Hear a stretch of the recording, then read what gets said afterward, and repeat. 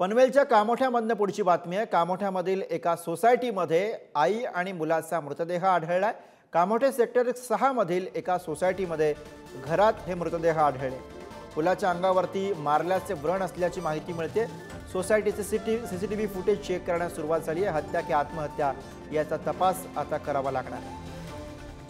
आणि आज घटनेविषयी आपण अधिक माहिती घेऊया। प्रतिनिधी शिल्पा नरवडे आपल्या सोबत आहे। शिल्पा, अत्यंत धक्कादायक अशी घटना, काय तपशील सध्या हाती लागलाय?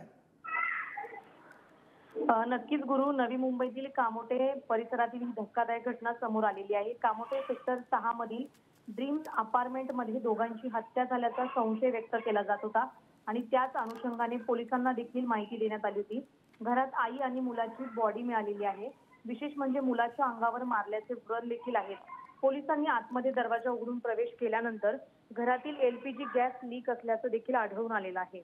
सध्या दोन्ही बॉडी ह्या पोस्टमॉर्टमसाठी पाठवण्यात आलेल्या आहेत।